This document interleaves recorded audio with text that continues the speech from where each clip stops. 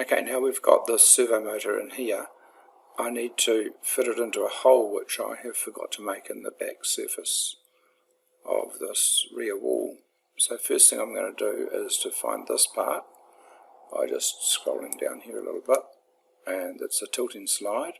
So click on the eyeball, I'll make that disappear for a while, and then I'm going to find the rear wall, which is that, and I'm going to activate it, and we'll turn around so we're looking at that side, and then we're going to select this surface and create a sketch,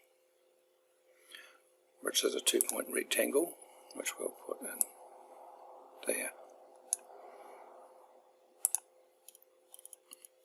So type D for dimensions, that needs to be 13. This side needs to be 23. The distance from the top here needs to be 6. And then the distance from there to there needs to be 43.5, I think. 43.5. Yep, that's good because it's now got this rectangle centered on this green center line. So that's now completed, so I'll just put it at a bit of an angle, type the letter E for extrude, click on the bit that I want to extrude, push it back, and it's going to have to go back -12. And hit enter, and it'll make a cut. And that is now ready for us to put the servo motor in. So I'll just deactivate this component, activate the whole design, do that. Okay, and now I'm just going to move the servo motor a little bit. So slide to the bottom of here, right click on servo and move it. Oops, let's cover that up. So we'll come along to about here, and we want to turn that around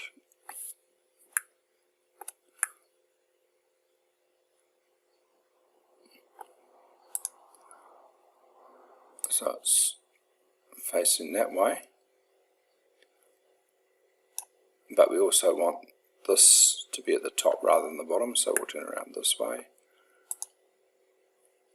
and turn that around like that.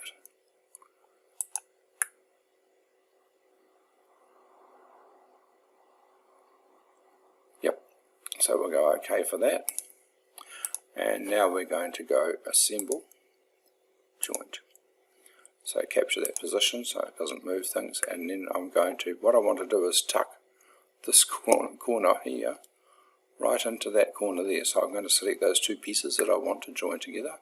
To do that I'm going to turn this around, zoom into there, zoom into there, and we'll pick, oops,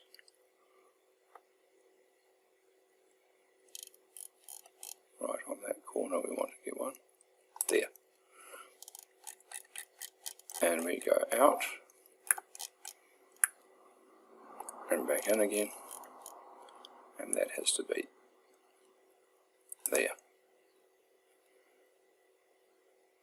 And because it's rotating like that, I can see that it's made the wrong sort of joint. It's a revolute joint, which I need to change to a rigid joint.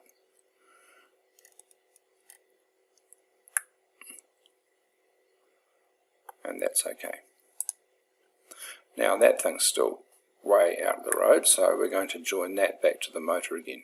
So we'll make another joint, and the one we want to move first is the one we first set up, like that, and then we want that to go onto here,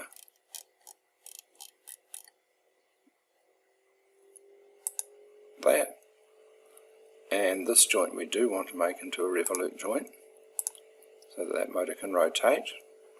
And I'm just going to have a little look to see whether it's gone in far enough. Not quite, so just put it in a little bit further, then go OK. So we've now got the servo motor established, and we've got that it can rotate.